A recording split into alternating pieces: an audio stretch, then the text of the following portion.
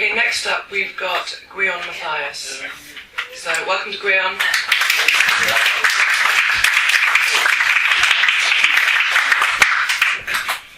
Hello. Right then. The first one I'm going to read out is called The Moving Tavern. It was based basically on the characters that I've seen going into the pub, my local pub, and here we go. The Moving Tavern. Sweet phrase of lip to tongue, to touch and shiver in sight. A blessing smell grasped the wind, the yellow house baked, for who? The corner tavern transformed by night, a refuge for those with coin. A labour force huddled from the day's flood, while simmering socks crisp above the fire, all hissing, spitting onto wet boots. Card players mask in the shadow corner, expressions concealed and locked to win.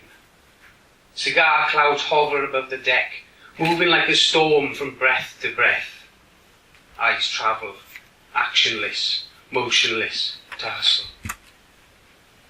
The creaking bar mirrors the knees that face it, purple-blooded locals with whiskey veins. Stools aside, lungs are warm, they chant of martyrs that sung from year to year, reaching the souls that sleep beyond the mason walls. Behind the void, shelved potions duel for position and await their fate.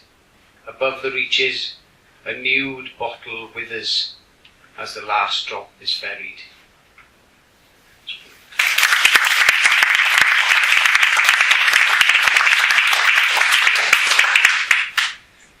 This next one was based on my camping experience with friends around the campfire and with our bongo drums and things.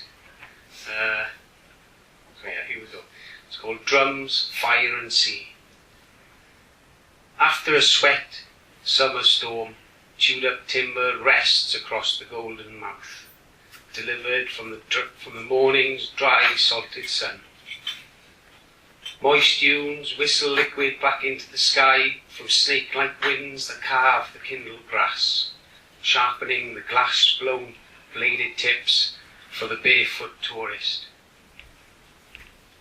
Our dusk arrival summons the drums of free rhythm makers who listen and hear the grains of sand that swirl into the night sky, joining the forest wood that fed, then flew into glowing embers rising above our heads.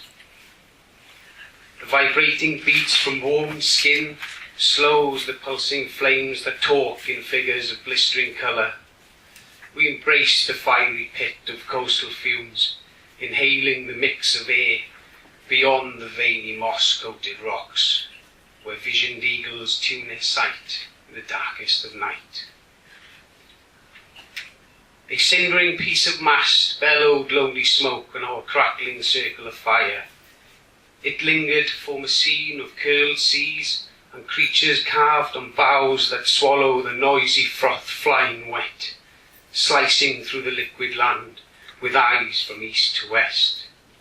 They heard our call. The rhythm now grows, thundering faster than lover's crow, loud as flesh exposed should be.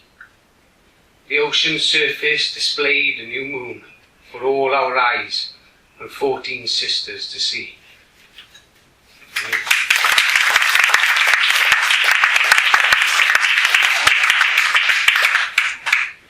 This next one, I work in a farmer's co-op, and there's hundreds of animal feed bags there, and there's birds flying in and out, pinching loose feed that ended up on the floor. So this one was inspired from that, and it's called On the Beams of Red. The asbestos iron rusted roof harvests a greed of beaks, day flying bats consuming spilled feed. The noisy chatter pollutes the silence, screeching code to dive the floor feeding dance of danger. 1, 2, 3 die daily in the tangled hot warped air. Hark the bowing flutter of forage speed and angel breed, who need, not want, in the crying concrete weep.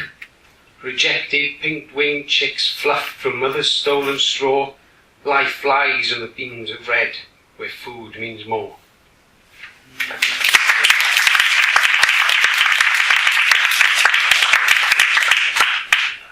My last one is called Ode to My Grandfathers. It was inspired from my grandfather's stories about Cardigan town and the Tivy River and things. Yes, it's called Ode to My Grandfathers. The towering wall keeps watch over the endless flow of the Tivy, where timber vessels rise to webbed walkers of the quay. Starved eyes beware, crave the sea-scaled salmon, to the death in flood.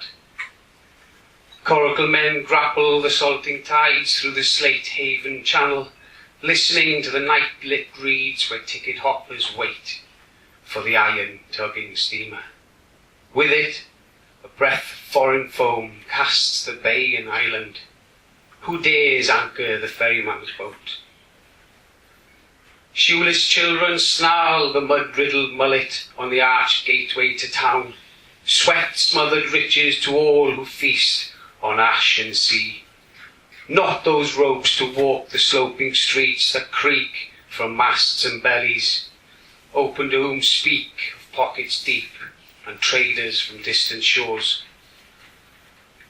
Inside the fort of limestone and main, a jungle folds a dying structure, locked in a timeless space, withering like the fashion that changed the town from medieval to modern evil, aging alongside the weathered otter king who's perched to view the stanchions no more, no more. We grew as the spawn tide swallowed our last rotting ship on the eve banks of Netpool. Piece by piece it shook, denailed from songs which echoed the last of the Muldan.